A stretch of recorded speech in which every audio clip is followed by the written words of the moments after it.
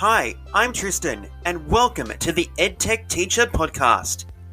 In this podcast series, I plan to share with you my love of technology and hope that I can inspire you to try something with technology in your classroom today. Let's get started. Hello, everybody. I am Tristan, and welcome to Season 1, Episode 7 of the EdTech Teacher Podcast. We are so honoured that you have come back and you are joining us for Episode 7. Today on the show, we're going to have a look at shortening URL addresses by using URL shortening websites.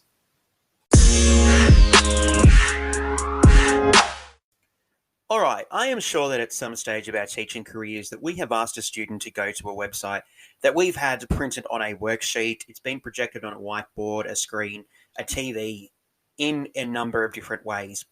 And in most of those cases, that address that we have asked students to go to has been very long. It's been copied and pasted from a website or a resource that we've found that we want the students to access. Perhaps this particular web address is maybe 15 or 20 characters long. It's got a combination of letters, numbers, punctuation, special characters. It is complicated.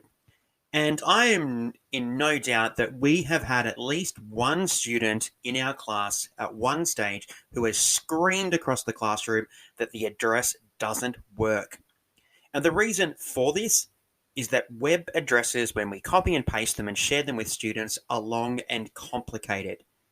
So the question is, why do we make it so hard for students to access this information if we aren't using a resource like Google Classroom or Microsoft Teams, where we can share a link nice and easily so that the students can click on it? Well, today I'm going to go through and share two of my favorite URL shortening websites, which not only shorten long URL addresses, but prevent them from being entered incorrectly by students, colleagues, or parents, and make our lives as teachers a little bit easier in the classroom.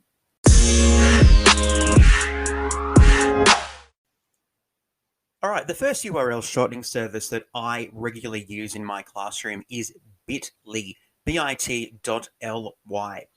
We've probably all seen a bit.ly web address at some stage, but did you know that you can use bit.ly in your classroom and you can use it for free? That's right, for free. So bit.ly is one of the most recognizable URL shortening services available for people to use.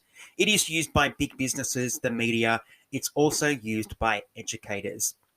When you're using bit.ly, you simply copy your URL address into the appropriate area in the bit.ly website, and then you will be able to create a shortened URL in no time. This shortened URL will take away the complications of the address and make it much easier for students to access and students to be able to type into their web browser to find the particular resource that we want the students to go to. bit.ly is really great in that it also allows you to customize the second half of the address. So you can decide what you would like to have after the bit.ly/component of the address. So if you would like it to have something specific, you can add that. Now, bit.ly is free to access, which is fantastic and something that we all love as educators. However, without an account, you have limits on the number of websites that you can shorten each day.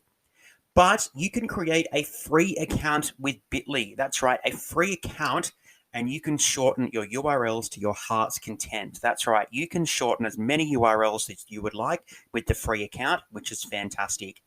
bit.ly do also have other premium options which are available, but for me so far, the free options with the free account has been fantastic.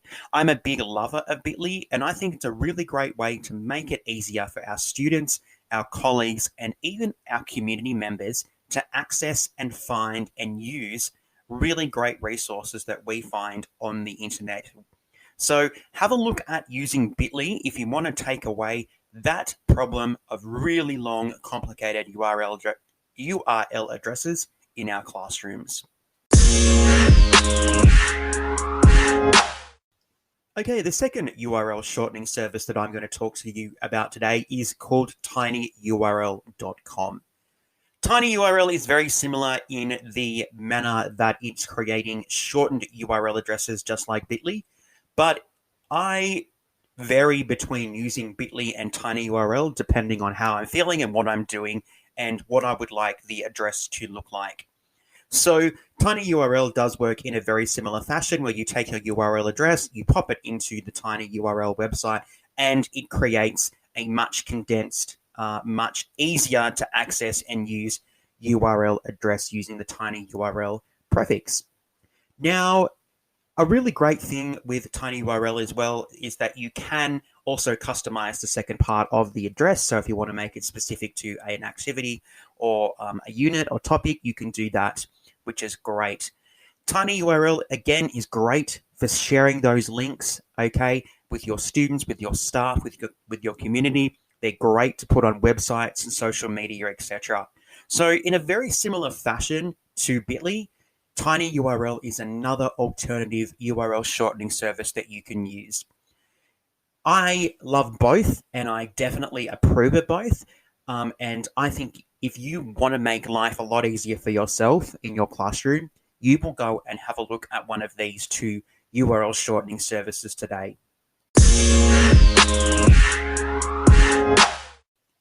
So as I've already mentioned today in this podcast, I am an absolutely huge fan of shortening URL websites. They can take long, complicated web addresses, which take up a huge amount of time as students try to copy them off the board or the TV into their address bar, and it makes your life much easier, okay? It eliminates this possibility of someone typing something in wrong and screaming across the classroom that something doesn't work, okay? That is something that we don't want to hear when we're just getting our lesson flowing. So go and check out Bitly or tinyurl.com today and save yourself a bit of time, okay? Eliminate those snarky comments from a student or a colleague who's like, this doesn't work. Use Tinyurl or Bitly to condense and make those complicated URLs shorter. It still flabbergasts me when people, especially at professional learning, put up a giant web link and they expect you to be able to copy it down. All right, it still flabbergasts me that I see people taking photos of these giant web links. It is so much easier to transfer and make these into a shortened URL using Bitly or Tinyurl that we can give to our students, our colleagues, our community, and we can make everybody's lives so much easier by using these URL shortening services that we have available to us. Well, that brings us to the end of episode 7 of season 1 of the EdTech Teacher podcast. And at the moment, it looks like this is our shortest episode of season 1 so far. I hope you go out and have a look at using a URL shortener in your classroom today. Save yourself a lot of hassle and make your URLs a lot easier for your students and community to access. Once again, thank you very much for listening to today's podcast. I am Tristan. I am the creator of the EdTech Teacher and the host of the EdTech Teacher podcast. So until next time, stay safe. Thanks for listening to the EdTech Teacher podcast.